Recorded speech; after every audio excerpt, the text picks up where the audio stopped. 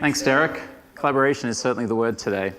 So the panel today, the volume of audience-based buying and multi-broadcaster collaboration, obviously we've got digital native businesses looking to tap the TV budgets. Philip showed you the size of that, and this is the audience that certainly understands that. And they're investing billions into producing high caliber content and then distributing that over their own proprietary platforms. More so, they're using data and they're monetizing that content with that data, and that's enabling them to build huge troves of detailed advertiser audience segments. The question is, can television afford not to respond? Now, we've talked a lot about collaboration. All of the sessions that I've been in this morning and this afternoon have had that on topic. But really, the question is, when are we going to start acting? When are we stopping talking and actually do something? And here to help answer that question are my panelists. I'll let them introduce themselves. I'm going to go digital style, Twitter, 140 characters. Fiona actually gets 280 because she holds 2 jobs. So we'll pass it to these guys to introduce themselves and we'll dive in.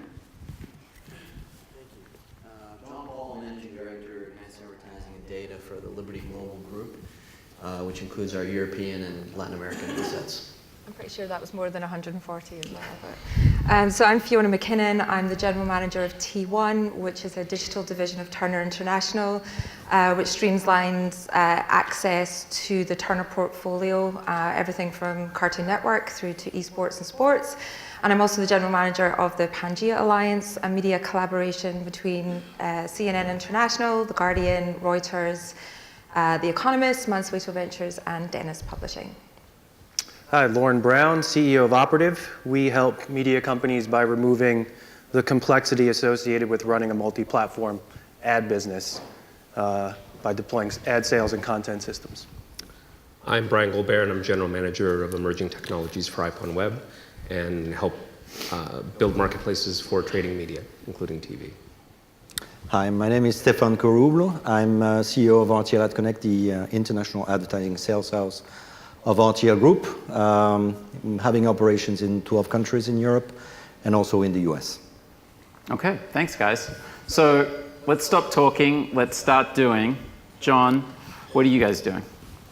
Well, I think Jamie's presentation was great to preface this because we similarly have launched and are launching addressable advertising.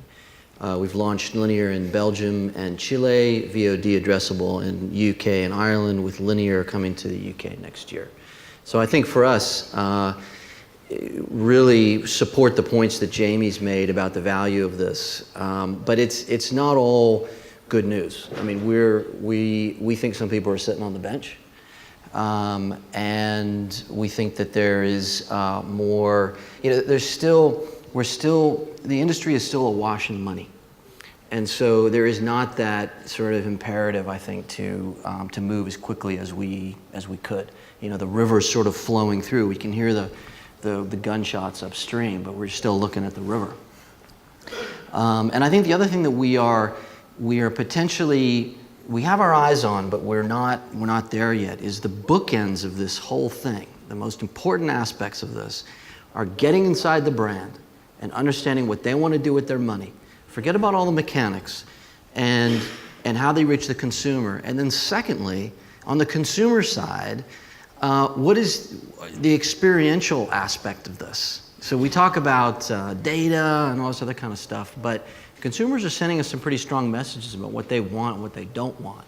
And that's something we really have to pay attention to, otherwise no one will actually be looking at the ads. And Fiona, you've been busy in this space as well. What are some of the challenges that you're seeing? Yeah, I mean, you see when we're going to start doing, I've been doing collaboration for quite a number of years now, particularly with the Pangea Alliance. I don't really want to start on a lot of negatives by asking about challenges, but I guess all the challenges are what's made a success of Pangea the last few years. And as I said, I could talk to you for days about this, but under a couple of broad headings, they are technology, because we all have to have a common currency that we can all trade effectively on, and to make it easy for our advertisers to be able to find us and to be able to reach those end consumers in a way that they want to. So finding that commonality of technology has been a big challenge, because there isn't open a door to an alliance product, out there. We've had to customize, we've had to build, we've had to adapt the technology to find the solution that fits us. Another big challenge is just people, and I mean a number of things by that. There are ensuring that you have the right brands around the table. And I'm strangely going to say, when it comes to collaboration, it doesn't matter that you all agree, but that you have the right people around the table where the expectations are set as to what collaboration looks like for them. So an example for the Pangea Alliance is that we work with The Guardian, whose reach and scale is huge. So their reasons for working in collaboration with us are very different from a niche and smaller scale and premium product like The Economist. So the challenge is in understanding what collaboration means for all of the partners around the table, and making sure you have a consistency of agreement of the fact that you actually want to work together. That's probably the biggest challenge, is getting all of those aforementioned people in the room at the same time and doing the doing. And doing the doing. Now, Stefan, I mean, implicit in this panel's title is collaboration and the need for collaboration. Interested in your perspective at RTL and coming out of Europe. So RTL at Connect is by essence a collaborative company. So we're basically representing all the different assets within our group, within RTL. And I can tell you, we have very different companies. We have M6 in France, we have TV, RTL in Germany, we have Antena 3 in Spain. Those are different companies, different brands, different ways of doing scheduling, etc. And so we need to collaborate internally. Having said that, we're not only doing this alliance within our own companies, but we're also with external companies. ITV, for instance, is one of our partners here for UK, so we represent them from an international perspective. We do that also with RAI in Italy. The idea around this alliance is to try to simplify the access to the inventory for either multi-country or pan-European campaigns. That's what we are trying to do. And of course, to look for new business. We are in the sales business, so definitely new brands, new names, to bring them in Europe, and it's what we do from the US, for instance, is really something that we want to foster in the future, because we think that even if the world is not either local fully, neither global fully, there's a big tendency anyway to find the same type of brands wherever you are in the world. So basically, those big brands, they have global KPIs. Then when it comes to implementation, of course, you need to take into account where you want to advertise. And of course, Europe is different from the US, so you need a very, very strong insights and a lot of information on how to reach the right consumer at the right moment in Europe. And this is what we bring them. So Philip, in his previous presentation, talked about building walls and creating bridges. So, and I'll come to the tech, because I've got a couple of questions for... Oh, you're labeling us? So fully it's easy to put things into boxes. What about we? That's the main job of COO, is putting things into boxes. So going back, where do you build, what are the walls that you're building, and where are the bridges created? Well, I think, as we were saying this morning, there was another panel discussion, there's the world is evolving, and the way our consumers are consuming our content is really evolving. Has been evolving for the last year. So consumer behavior, accessing to content through different devices like this one, or a smaller one, or a big TV screen. So we need to adapt. And in order to do that, of course, we can collaborate from a sales perspective, but we also need to make sure that we can implement the right TV campaign at the right time. So ad tech is extremely important today. RTL Group has its own strategy, owning most of the value chain in terms of distributing and broadcasting and delivering advertising or content to the consumers. So we are developing an ad stack strategy. We bought a few years ago SpotX, and SpotX from the US now with merging with SmartClip in Europe is a 100% owned company by RTL.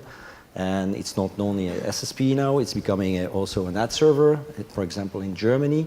So we're ramping up the tech stack in order to control to the maximum the value chain between the TV or the content producers and the consumers. And the consumers. Can I just ask a question there to Stefan? Sorry to jump in. Go ahead. Go ahead. Because we've been talking about this morning about this, and you talk about building a technology, but we're building solutions for scale, as we're doing at Turner International as well, putting everything in easy access to a global audience and an environment that everyone's happy with. But I get the feeling that from an advertiser and brand perspective, they haven't caught up to that way of thinking. So I think the number of brands that actually think and execute on a global platform is way behind where we are building our products to, and it's still very much a local execution that we're certainly seeing. So I just wondered if you're seeing in Europe that people are actually engaging on that more global platform. Well, I think you're right. It's not black or white. I think we're still in the gray zone, and it's like a balance, or sometimes big brands are going, oh, let's go local, oh, let's go global, oh, let's go local again. So they're changing a little bit, but what I see anyway is a trend to more global decision-making process from a marketing perspective. And then from an implementation perspective, of course, it stays very local when we talk about Europe. So you need to adapt as a company to be able to answer global KPIs, but then to put in place local implementation. And don't forget about one thing: the competition is not only the local competition today; it's also the global competition. So it's also our duty, I think, from a broadcaster's perspective, to build up alternatives to Google, Facebook, Amazon. And if we don't do that, then we have a problem, I think. It's that headline global reach scale number that's sexy for advertisers, and they go, oh great, I feel safe that I'm in a good quality environment because those numbers are huge, because that's what the competition has. It's got those large global numbers. But then when it comes to actual execution, service, delivery, it's still at a very local level, but they need the security of scale, which is why collaboration works, so that you can total up all those markets to then approach the global advertisers on a somewhat level playing field. And Lauren, how do you, like at Operative, how are you facilitating the multi-broadcaster environment, if at all? Yeah, we're very much focused on that. I think one of the major reasons that cooperating between each other fails is because the tech fails them. And there's a lot of initiatives out there that are good, but unless the technology can promote interoperability between the broadcasters and then with the buy side, for example, I don't think we'll have a single currency, and I don't think people should plan for a single currency. I think they should plan for a multi-currency. And I think the hardest part about this, other than the TV companies, trying to make their number every quarter and looking 1 or 2 quarters ahead, is creating the right tech requires multi-year cycles. That's what Amazon and Netflix are doing. And if you borrow knowledge, which I like to do from other industries, media hasn't really gone through this digitization process. And I don't mean digital media. I mean the true combination of offline and online together, taking apples and oranges and creating a single denominator. And often what happens is when a TV company wants to play in a certain market, whether that be addressable, direct response, or just converting some of their inventory to different currencies to allow them to be transacted in those markets, that complexity gets exposed to the buy side, right? So one of the things we're doing is we created something starting in the US, but we're going to bring it out to Europe, starting here in the UK, is called the Council. We spell it C-O-U-N-S-E-L. Because council spelled the other way usually don't derive any benefits. So, but it's really a group of advisors. We've taken the top 10 networks in the United States, NBC, CBS, Disney. We got them all to a table and said, what are the markets you want to participate in? And what are the buyers asking for? What ways do they want to transact? What currencies do they want to use? Because ultimately the APIs and the way products are structured really matter to the buy side. They want to transact with simplicity, just like they do with other OTT and digital platforms. The problem the media companies have is combining their inventory into a portfolio cell requires a lot of interoperability between a lot of back-end systems, which really haven't had the need to be combined before. So we're very focused on, as a tech company, trying to play our role in promoting that interoperability. So we know all great things come out of America. OpenAP, that was a joke. It's after lunch. They're a little sleepy. I don't think the members of OpenAP are here, by the way, so I think you're good. Well, we do look to the US for some models, and there's the model of OpenAP trying to create a currency around audience across broadcasters. Is that something that should be adopted or considered seriously for this market? Again, I think it comes down to the tech. Right now, I think broadly everyone would applaud OpenAP because it's a linear initiative that, linear hasn't had a lot of initiatives in the past 50 years. Linda said that this morning. And I think that, OpenAP started, you had 3 companies who, by the way, are all owned by somebody else right now, start this initiative up and do it on the backs of Accenture, who has ulterior motives, great company, but they had the chops to build what was needed. And now I think that the market is in a much different position because all those companies are owned by bigger companies, and we're facing a world where it's not going to be 50 networks that are going to be this membership in OpenAP. My opinion, you've got a lot of consolidation, a lot of mega mergers, and I think if you get Comcast and AT&T to agree on a metric, well, that'll be the metric, right? And maybe they'll say, oh, we'll work with your metric and this and that, but I think OpenAP is a bridge. And it could very well be a long-term strategy for TV companies, especially if it becomes part of the right tech. The tech really needs to back it up because asking media companies for tens of millions of dollars to do something is a large order. And they're not building one currency. They're trying to build a ubiquitous world where multiple currencies can exist. Brian, let's hear from you and your perspective on that. So, I think that the idea of one currency is a non-starter, right? It's important to have currencies that are relevant to the parties that want to transact. So if you want to transact on traditional TV, the market standard, whatever that is great. But in the end, that's an internal, to use an American analogy, that's inside baseball or inside cricket, right? The advertiser doesn't care, right? Does it move the needle in the direction they want to go in terms of brand awareness or anything like that? They want an investment in what's going to move things forward. So what we see is that particularly from broadcast, they recognize that fundamentally the business model has changed.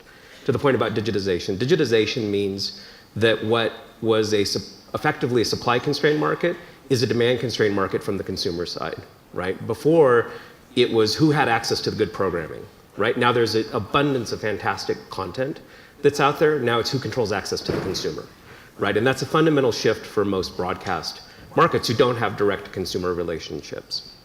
In a similar manner, as advertisers have grown accustomed, like the opening speaker noted, as advertisers have been accustomed to basically much more efficient and targeted buys, it doesn't have to be equal across properties, but effectively the currency is the audience they're after, right? Which actually coincides well with TV, which is packaging audiences, providing content for them that's relevant to the audience, and providing an audience that's relevant to the advertiser. But without a single currency lubricating the market, you've just got lots of islands, small islands with tall walls, and everybody's audiences. Currency is a proxy, right? Someone knows what moves their business. Some people know more granularly than others. So if you go from a brand perspective, the brand that is selling, commodities, FMCG kinds of things, human beings need to wash their hair and their clothes and things like that. But that's not the only way things can be sold. If you look at the success of things like AdWords and Amazon and kind of all of those are very much bottom up from small advertisers who knew what they were looking for, knew what the value of that was to them, and they paid for it, right? Whereas if you go from this big high level, big picture thing, it's very hard to get down to the concrete. So those two have to meet in the middle somehow. And so it's got to be super easy to transact. It's got to be, yes, there's going to be proxies, but you have to start removing proxies, not just coming up with a better proxy. And moving towards transactions that are meaningful to each of the parties. And fundamentally, I think the biggest challenge is effectively, in the process of transforming that, you have to retain the audience and ownership. And people have become used to different consumption behaviors. And I think a lot of that will drive changes in opportunities for advertising. So I think it's a net positive for broadcasters because you've limited the availability by choice or by behavior of consumers to how much ad time is available. So they're going to make a better effort. That should drive the price up. That should drive a better experience up. But it's a very difficult transition when you're used to driving the ad load to get your revenue. And so that's kind of like all of those are coming together at once. So as far as how do you work together is you break it into chunks. One, have a shared understanding of the context. And then what can you do in 3, 4, 5, 6 months? Not what do you do in 18 months. So Stefan, can you get the scale you need without a single currency, fundamentally? Well, that's what we do today. You know, we have to live with that. We're not, you know, in Europe at least. When I talk about Europe, we're not one big market. You know, we're different markets. But is that enough to challenge or to compete with Facebook, Google, Well, Fang? I think, you know, you have to consider that, you know, you have traditional TV and you have online video still working in parallel. Of course, we can bridge them, no problem. But still, it's both different ways. So for TV, yes, you have to buy RTL in Germany, in France, or whatever, to build your reach, and we can do that. But you have to buy locally. The good thing with digitization is, thanks to technology, we are able now to access the global inventory from an online video perspective of different markets from one position, I would say. So that's what we introduced this year with the Video Marketplace, which is our product, which is access to a full stack of inventory across the different markets where we operate. It can be our own and operated platform, so VOD platforms, and we can access this inventory. We can access also the inventory from the YouTube channels and the YouTube content that we push on those platforms, and we have a direct buy, not only Google. And we also have access to a multiple numbers of premium publishers network that we can provide through our SpotX network. And we can combine those 3 buckets of inventory thanks to technology. And we can give now access from one single point of contact to all this inventory across the different markets. Of course, it's a product. It's not yet a full platform, but at least we can, you know, we go into the direction of a good alternative at scale against, you know, the duopoly, what they are offering. We have now the capability to offer you Europe from an online video perspective, either in IO or in programmatic. Okay, cool. So we're about the halfway mark. I want the audience to think if there's any questions, we can keep it interactive as we go along. So. We'll continue a little bit, but like Fiona, to you, like broadcasters, publishers, how do they maintain their own identity, pricing, competitive advantage, and sales relationships when they're working together? Like how does, because I got to imagine that some of those items are big friction points and jewels in the crown that need to be protected. Yeah, it's probably the number one question I get from the outside world, but also when we're speaking to new publishers or even our partners directly, and whether they be in the Pangea world, where it's external partners that we're working with, or even, you know, to Stefan's point around, you know, the RTL model, T1 is very similar, where we're representing brands globally, and we are that incremental and additive viewpoint across all that data and content from one perspective. So you immediately have sales teams in each market, you have regional heads, you have you know, individual content drivers and products which are specific to each region as well. So it's the number one question I get: how do you differentiate? And I think from going now looking at the Pangea perspective, it's probably the longest journey we went on, which was, what is our product? Why are we different? And what do we offer not just our publishers, but the important equation, our advertisers, that's unique? And so we only ever sell Pangea in market. We do not sell The Guardian, The Economist, or any of the other brands that we represent, and that was to alleviate any potential rub against individual sales strategy. We also look at the combined assets of our audience and not just each individual first-party data set. So it means that we're able to see content consumption across all of our publisher titles, and therefore create unique segments that blend all of those together, which is quite clearly a product that each individual publisher could not. So that's our easiest way to distinguish between each individual brand, is to create that cumulative asset that sits on top of their own sales representation. And what about what you've seen, John? What works? Well, I think to bring it back to the collaboration point, maybe just put a finer point on that and provide some examples. Our most significant one is the deal we've signed with Sky. So we are collaborating, interconnecting addressable platforms to provide scale in the UK market. We bought a broadcaster in Ireland. We bought into a broadcaster in Belgium, SBS. And I think that collaboration has many flavors. And I think in our case, we want to, as an enabler, we're very happy to exist in one or more parts of the value chain. We don't have a single solution for a market. Now, in markets where we're a dominant player, like Belgium, we are the platform. And so we like to see broadcasters joining that platform and creating that scale. In the UK, we've collaborated with Sky AdSmart. And I think in the case of RTL, who we would kind of pin on the more of the forward-thinking spectrum of broadcasters, as they build out their ad stack, we're happy to kind of slot in where it works in that particular market and deliver the ads to the consumer. Cool. So we'll open it up to questions if anybody's got some questions. We'll take them. Can you see? I can't see. Barely. We have one here. Good eyesight. You get the mic runners?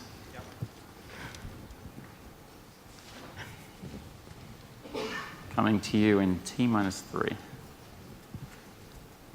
Yeah, hello, it's John Moulding at VideoNet. Do you think it's realistic to have an OpenAP for Europe? Is there any kind of sentiment that people would like that? Can you repeat the question? Sorry. Yeah, is it realistic to maybe get an OpenAP for Europe, so broadcasters to collaborate, and even within one market, with a kind of shared platform for planning, audience-based, linear TV buying? I see, yeah, Stefan. I think, as I said this morning, I don't know if some of you were at the panel, I think it's a little bit optimistic, or very optimistic, to think that we're going to have a common agreement across Europe with one single source panel, whatever. I think it's going to take a lot of time. What we think is we can have a consensus within each and every country, of course, so we can collaborate. And we see that happening already on some markets. From a consumer's perspective, we're trying to simplify the access to the website by single sign-on, etc. This is what we've done in Germany with the NetID alliance between RTL, 7one Media, so our direct competitor, and a telco company, and Zalando as a big e-commerce company. So this is one type of alliance from a consumer perspective. From a client's perspective, there is an initiative happening in France at the moment called Sigma. It's an alliance or a get-together. It's not a JV or whatever. It's trying to foster and to simplify again the access to the inventory of premium publishers. So RTL Group /M6 has partnered with our direct competitor, TF1, but also the podcasters, in trying to simplify the access to programmatic buying on an online video ecosystem, and also accessing the first-party data of the publishers. And so that type of alliances, I think, will continue and will develop in the future. I don't know if it's OpenAP exactly. What I can say as well on that front is, in Europe, depending on the market, of course, we have also single source panels. If you take Germany, for instance, you can do that. So you can create specific target groups, etc., that go beyond the age and gender, and you can cross this with additional consumption behavior. You can do that. I don't know. I'm not an expert in the US on that aspect, but I think it was a little bit more complex to do that in the US. So that's why OpenAP is getting a lot of traction on the market. And maybe the good thing about the OpenAP is it's getting a standard, as you were mentioning. I think well, it's getting limited Yeah. practice, right? I think that, so I don't think it's a good idea. Oh, okay. I don't think it's something that European broadcasters should engage in. I'm very much a believer. Why is that? Well, I'm a believer that there won't be one currency. There's a world that's going to be multi-currencies, whatever the currency the buyer wants to use. So just back to Linda this morning, they're selling Sea Flight, but that same inventory they're selling Sea Flight, they're also selling with Nielsen, right? So currency is one spoke of many, many problems, and almost a symptom of this bigger problem that there's multiple platforms and multiple partners. So if you believe in multi-currency and you believe in collaboration, then you've got to be able to sell multiple currencies. You've got to be able to sell inventory that's yours. You have to be able to sell inventory that's other people's in a very similar way, and the currency comes along for the ride. So to me, and I know a lot of other people that are starting to look at this problem, it's more of a supply chain management issue, right? And that's why you hear a lot of people talking about AI and machine learning. Yeah. But the first thing that needs to be done is the media companies need to figure out how they're going to collapse all those different things. This happened in the retail space where, you know, companies like Walmart and Target, they all put up their storefronts, but it wasn't super interconnected to the merchants, so no one was able to find what they wanted online.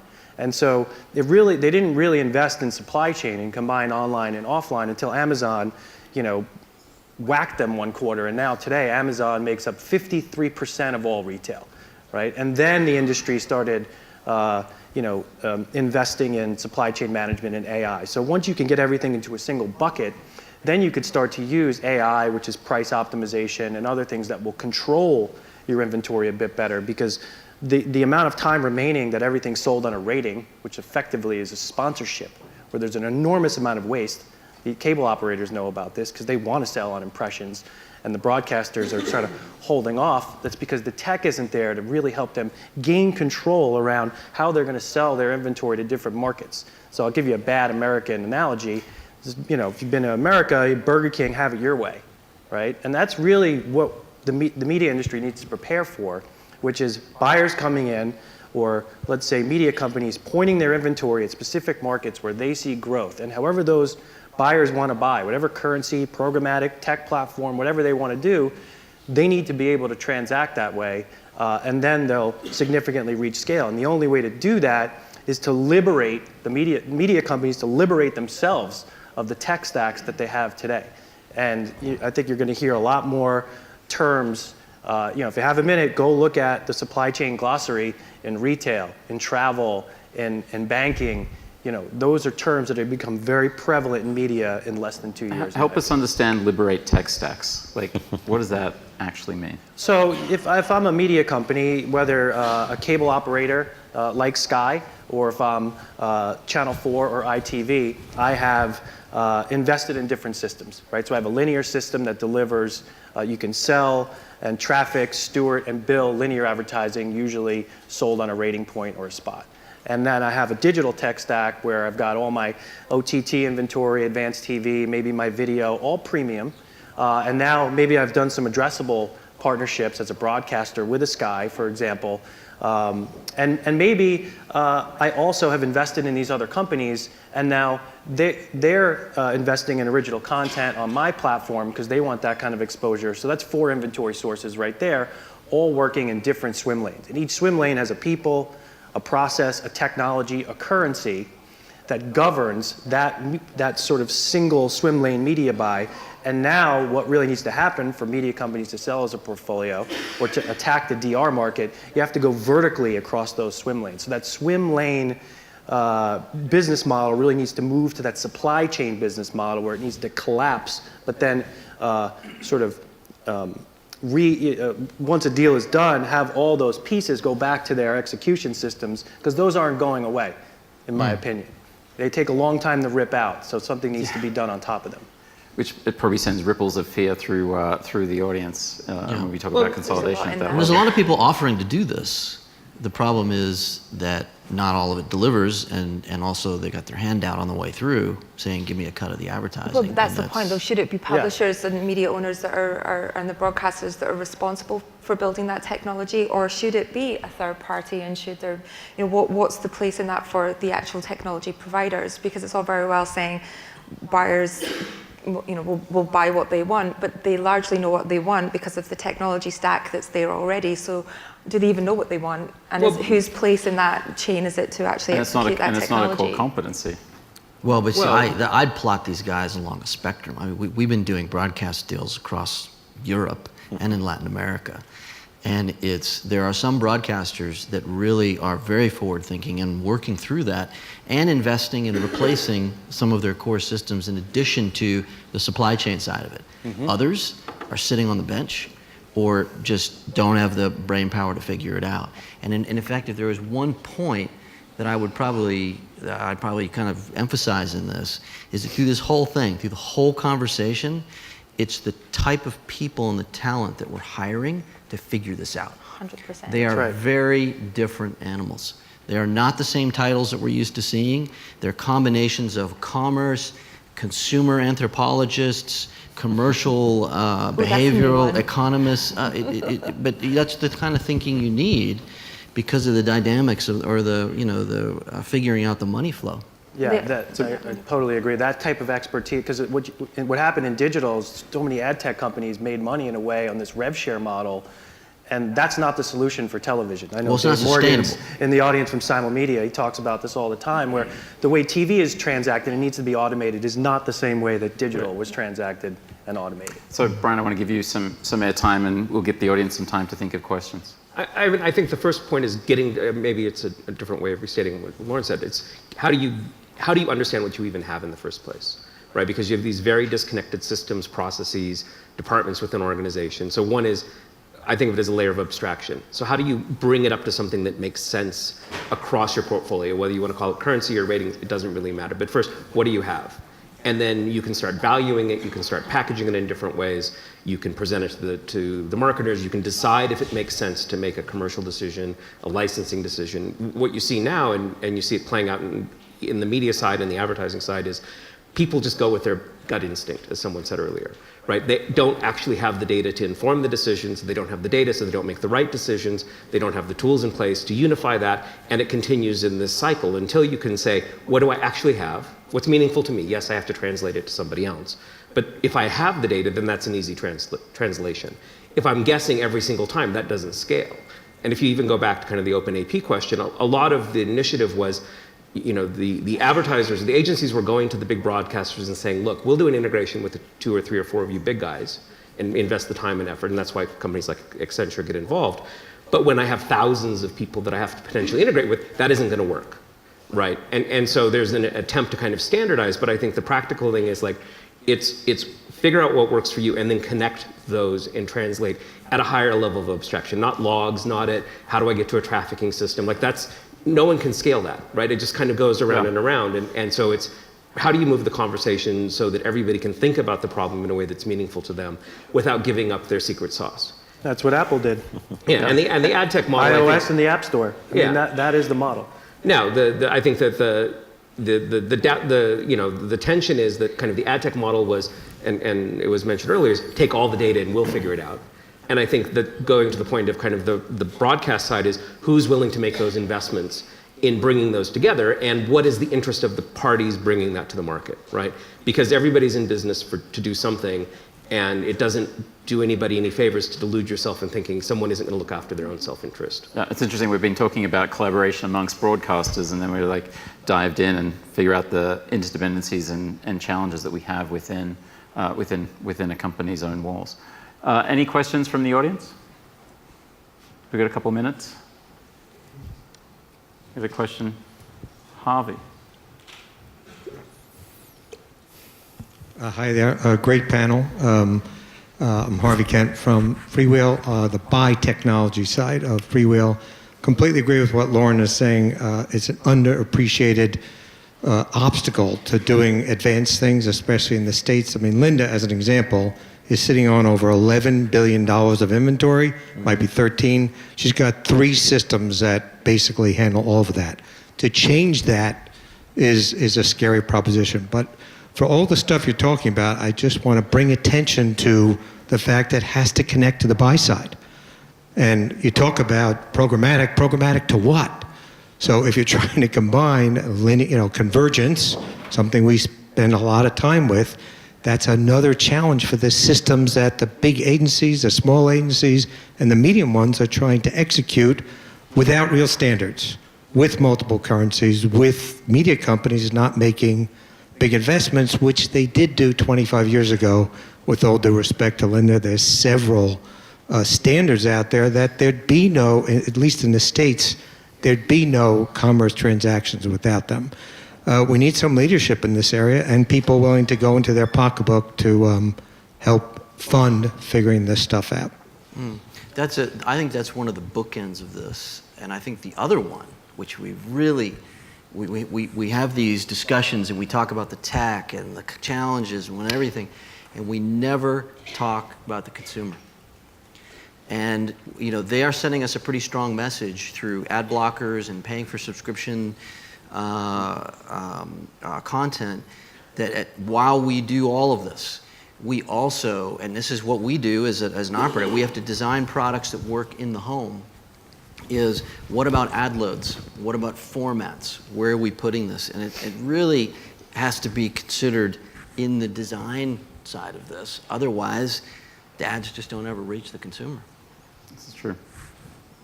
I agree. I think that the media companies have the biggest responsibility in that. And I really believe the media companies control their own destiny. And Harvey brings up a good point. The buyers need to integrate with the buyers.